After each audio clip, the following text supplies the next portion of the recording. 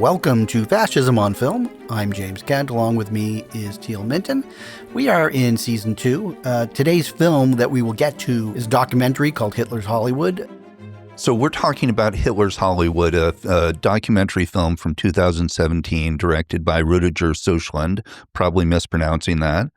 And it's an overview of, the film calls it Hitler's Hollywood. There's also a companion book that goes with the film, which is about German cinema from 1933 to 1945, when the Nazis were in power, and how they dealt with the entertainment industry, how they took it over eventually, how the films promoted Nazi ideals, even though they weren't necessarily all overt propaganda films. Goebbels didn't really like overt propaganda films that much. He was against the idea of just throwing the straight propaganda at the audiences. And audiences, in fact, didn't really respond to those films. They made a few of them early on in 1933, and they were not box office successes. And so Goebbels really thought, okay, if we're going to make musicals and comedies and historical epics and all these different genres, and those, instead of just displaying National Socialist emblems and symbols, they actually express the attitude and the character of National Socialism. And so that's coming through in entertainment product. And the Germans loved going to the movies. In 1933, there were 245 million tickets sold in Germany, which is a lot. And by 1944, that was over 1 billion. And so people did go to the movies. There were a lot of propaganda pieces that were in newsreels or short documentary form that would play in between these entertainment features. But it's a very weird little rabbit hole here in terms of this Reich cinema genre, in terms of it exists as this historical element, and we can look at it in that context. I will argue, though, that none of these films have artistic value outside of this context. They're interesting to look at. They're interesting to examine, maybe from a scholarly or journalistic point of view, but they don't actually provide real, even the ones that are meant to just be entertainment are not that entertaining to me. There's not a lot of artistic vision. The films are kind of tepid and weak and frankly boring. Well, so I think that this is like one of the fundamental flaws of fascism and Nazism, is that by and large, all that was left in German cinema when it got under such constraints, and the people that were left to make these films didn't have all the talent. Exactly. A lot of the talent left. And those who didn't, that means they were, either trying to just get along as well as they could in the Nazi society, or they were good Nazis. They were very pro-fascist. Yeah. And I don't know, based on kind of where I've come in my research and learnings, I don't think that sort of ideology lends itself to creativity in an art way. It doesn't really, and what you end up with is something that's sort of commercial but bland. So yeah, the films may have commercial appeal, but they don't actually connect with audiences in the way that I think they want to, which is to fill us with these idealistic ideals of basically buying into Nazi morality. One thing you had talked about was how the filmmakers are navigating this. And in 1933, when the Nazis came to power, they were not as strict about filmmaking. There were still independent companies that were making films. They was not all centralized, and it wasn't really until 41 or 42 that everything was done under the UFA. The UFA is the German, the Nazi film studio.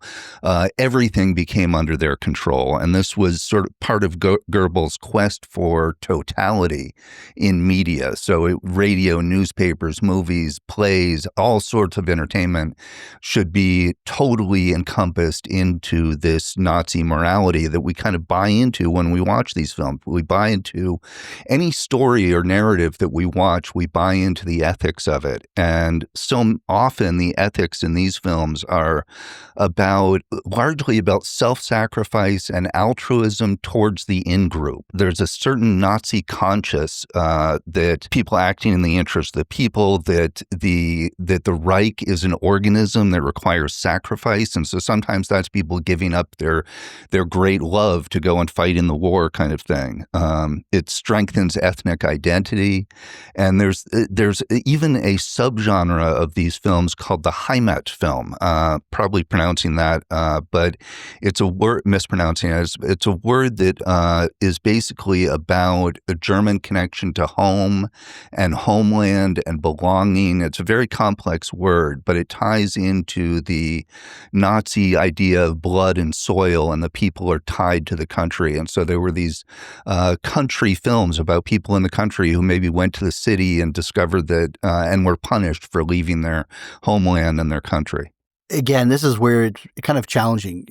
This documentary is interesting to a point, but just as you go deeper into the filmography during the war years of Nazism, the movies get worse and worse. There's just nothing there. And the film is narrated by Udo Kier. And he's interesting to a point as well. But I think the first part of the movie is a little bit more interesting as you start to hear, things take shape. And then just as the movies themselves kind of lose any identity of or interest, you lose interest in the documentary. But I did think about, okay, let's go over the pond to America. And while in the war years, there was a lot of propaganda movies made in the United States, anti-fascist. Yes. Propaganda movies to you get people on board with, what are we fighting for? What are we fighting against? We're fighting against the fascists. But post-war, what was interesting is, in order to stay on the good side of the government, which was persecuting communists or people, subversives, or anybody they thought was against American values, Hollywood was trying to comply and stay on the good graces, since a lot of their talented filmmakers were being, persecuted as communists. They made a lot of anti-communist propaganda movies as well. And then there were those filmmakers that subtly or not so subtly were trying to get a message out there that what was going on in the country was terrible. Yeah. And I was thinking of somebody that we've talked about on the program with Mr. Klein, Joseph Losey, and he had to leave Hollywood. He made a film about what he saw going on in the country called The Boy with the Green Hair. Yes. And on its surface, it's a boy who wakes up, suddenly his hair is green. And it's actually played by a very young Dean Stockwell. And then he's kind of persecuted because he's different than everybody. And Joseph Losey uses the color green versus the color red. Right. It's a pretty interesting allegory for the kind of persecution that was going on in America if you were different, if you were Jewish, because there was still a ton of anti-Semitism going on in the country. A lot of times, and you'll see this in a movie that we're going to talk about next week, is there was a lot of anti-Semitism tied into communism. Communism was sort of the surrogate. Well, it was part of the global Jewish conspiracy to take over the world and make it a combination. There's that line in Cabaret where the woman says, "How can they run the banks and be communist at the same time?" But that was sort of the conspiracy theory, is that the Jews were working with the Soviets to take over Germany and Europe and destroy the ethnic purity of Germany. Yeah, and that goes into the one tenet that you talked about when we did Birth of a Nation. Yeah. The one tenet that I'm seeing come up a lot in social media from people is really this understanding how a government can treat its opponents as both weak and worthy of destruction, but Yes. yet at the same time conniving, cunning, and so dangerous that we must take a lot of physical, action and bring in the military, Yeah. etc., to quell these very, very dangerous forces. But yet they're so dangerous, but they're so weak. They're so weak at the same time. And that contradiction is one of, I think, many contradictions in fascist ideology, is that these things don't necessarily line up. And you do see this in the more overt political propaganda films. I'm thinking of The Eternal Jew, which is a documentary style, anti-Semitic. I mean, probably the most anti-Semitic thing that I've ever seen is this film. But it does do that exact thing, which is the enemy is both they're timid little mice who can be crushed under your foot, and they're also an existential threat to the future of our Reich. At the same time. And along with that is that the Nazis view themselves as strong and pure and great, but at the same time, they're also victims. And so that's the other side of that same contradiction. I don't really recommend anybody watching any of Reich cinema. And like when we talked about the Leni Riefenstahl movies, if you're very curious and kind of think of yourself as a film historian, then maybe watch. You don't want to watch her films for entertainment. And that would be the same with Reich cinema. I've only seen a handful. I've seen The Eternal Jew. It's horrific. Yeah. And I've seen also the escapism, the Request Concert. Request Concert, which is supposed to be kind of like a rom-com, I guess, those screwball comedies. It's a love triangle rom-com, but it's also about, and another movie like this, The Great Love is another one where a cabaret singer falls in love with a Luftwaffe pilot, and they have to give up some of their love so that he can go off and fight. And Request Concert is the same kind of thing, where it's soldiers and they're off fighting, and there's the women on the home front that are waiting for them and in love with them. And it is this sort of, Request Concert in particular, it's all coming together for this literal benefit concert that the Nazis are putting on, and the characters are making their way towards that. And it's about music and romance and national unity. There's even, there's these two sort of comic relief Nazis that are trying to take some pigs to the Request Concert.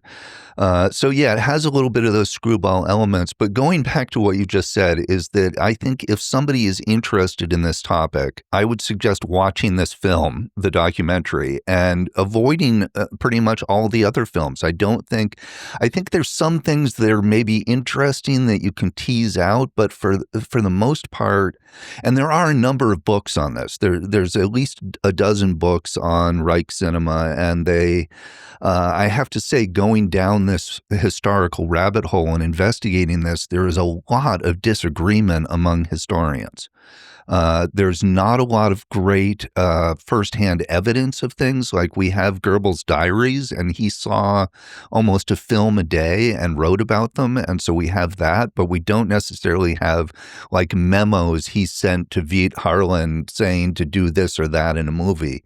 And so we're not exactly sure from a historical perspective exactly how much control they had over these movies. And so like one historian argues that only 25% of the movies Goebbels had a hand in. Another book I read argues that every single one of them is propaganda. So there's a lot of historical discussion going on here, and it is a rabbit hole. I agree with you. There aren't any films that really, I would say, aside from Riefenstahl, I do see that Olympia has some artistic merit, but I don't see that. And there's this guy, Veit Harlan, who is sort of the Nazi Spielberg. He's considered the auteur and their best filmmaker. And I am totally unimpressed by all his films. They are all kind of tepid and bland. That just shows you how bad the situation was. Yes. And that's exactly how bad the situation was. And so it is an interesting rabbit hole to go down, but we end up with a bunch of things that are really, once you realize what's going on in them and that it isn't just a love story, that it's about sacrificing love for the glory of the Reich, and that it's about sort of promoting traditional gender roles and the women on the home front, and that it's all about the in-group and the altruism is all towards the country, and that there is no self-interest. When you start seeing all those things creeping into these films, it becomes really unsettling and kind of unpleasant to watch them, because they're just giving you this very evil. They're presenting you with a very evil kind of world, and it's not a pleasant place to stay. And so I don't know. I mean, if you're really curious about this, yeah, maybe Request Concert is one of the more acceptable ones to see. No, it's not. And I'm going to cut you off here because I got a couple of things before we end this episode, mercifully, because it's such a horrible topic. I wanted to mention another documentary on this topic that people might, if they, again, rather than seeing these films, yes, you should just watch these documentaries. And I don't know if we'll ever cover this or not, so I wanted to mention it, is this film called Forbidden Films. And I know that you and I have seen it, and it really covers, it's a documentary of Germany trying to protect new audiences from being manipulated by these movies. So there's a kind of a vault, right, where a lot of the worst of these Nazi films exist. And those are considered the overt propaganda films, not the entertainment films generally. And they're really, like, you can't watch them and think, well, maybe it's just entertainment. That's not even possible. And there's about maybe 40 or 50 of them that have been banned by the German government. They're still out there. You can find them if you look, but they're basically held at a museum for scholars to look at. And they are not, they're not shown anywhere outside of special screenings and things like that, where they're shown within context and with the historical ideas that support them. But these films that were banned and that are covered in Forbidden Films are really upsetting. They're terrible to watch. Well, Eternal Jew is one of them. And The Eternal Jew is one of them. Jude Seuss is one of them. And there's a number of others. One that we're going to be talking about, Hans Westmar. And so those films are terrible. But what's interesting is that, though, and this is pointed out in Forbidden Films, is that a lot of them were shown after the war. They just were sort of existed in the culture and weren't until the 80s or 90s did they really start trying to ban them and crack down on them. And in terms of the entertainment films that were made in this Reich cinema period, a lot of those, they made close to 1,000 films in this 12-year period. And some of them are those hard propaganda films. But of those, about 200 of the entertainment films were regularly shown on television in Germany through the 80s and 90s. And they're just sort of considered classics, the way we would consider, say, Casablanca. Request Concert wouldn't be one of those because it directly has Hitler in it. But maybe The Golden City or Baron Munchausen. They did a Baron Munchausen version that's quite a fantasy, and I think that's the kind of film that was shown on television. Even though it is still promoting this Nazi ideal, this illusion of wholeness and communal loyalty, and all those elements are coming together in these films. Since a lot of people aren't going to see these movies, I like to look at when Hollywood, one of the things that it's continually done, and I'd like to say that that's kind of not happening today, but we're going to have, in a few weeks, we're going to have examples of modern Hollywood actually taking on topics that are very resonant to today. But one thing that Hollywood's always been able to do is kind of hold a mirror up to society and what's happening and the state of things. And you'll see those where the 80s, we had filmmakers kind of taking a look at our legacy of Vietnam. Yes. And in the 70s, very interesting period of time, we had filmmakers that were grappling with what was going on in the government, in the sort of the wake of Watergate. Yeah. And Alan J. Pakula had a famous trilogy of movies. They're thematically linked. They're called the Paranoid Trilogy. First one is sort of a psychosexual thriller, Klute. The second one is kind of a big hidden conspiracy with a shadow government called the parallax view. And then the third is based on what happened in Watergate with a real shadow government going and doing subversive things, which was all the president's men. And then the 80s, what's interesting is when we were living through the Reagan era, he was very popular. I think there's been a little bit of looking at him differently now, but by and large, America loved Reagan in the 80s. We were kids growing up, so we know that large swaths of people, unless you were really liberal, they bought into everything. And there's a film, we talked about it once with a guest, and it's interesting is I don't think that they were setting out to make a propaganda movie, but it is by and large a product of Reaganomic beliefs, is Back to the Future. Oh, absolutely. Yeah, absolutely. It's just what's interesting when you really look at it is I don't think it was like saying, hey, let's make a propaganda movie that Reagan ideals and conservative values are great. But ultimately, with the ending that was so successful that people loved at the end is when Marty was able to go back in time and he screws up his parents' meeting, but then he, of course, through the course of the movie, is able to bring them back together. But he instills new confidence in his dad and other things, and so his parents, who were kind of sad sacks at the beginning of the movie, suddenly their life is amazing, and there's a lot of like kind of commercialism going on where they have all this money. Their life is amazing because they have money. It's basically the end of the movie says having money will cure unhappiness. And it's interesting that you bring this up in the 80s because I also think about Top Gun as sort of being a militaristic propaganda movie. And what's interesting about watching some of these Hitler's Hollywood movies is that it makes me think about what am I watching that is upholding certain ideals or values of American society that I'm not totally aware of, right? It may not be overt propaganda, but there may be certain values that are being promoted or upheld. And I think that's definitely the case, obviously the case with films that were made in the U.S. during World War II. But I think if you look at other eras, as you just were, we can start to see some of this propagandistic aspects. You're baiting me now into talking about the remake from last year of Twisters. No. And that's an interesting thing, though, is it's on record. So this movie, people aren't going to the theater as they used to, and they need to make a hit. So because our country is so fractured into two camps now, Hollywood, the idea of Twister, if you look at the 90s, it was all about these like do-gooders out there trying to like use science and technology to hopefully better track storms to save lives, right?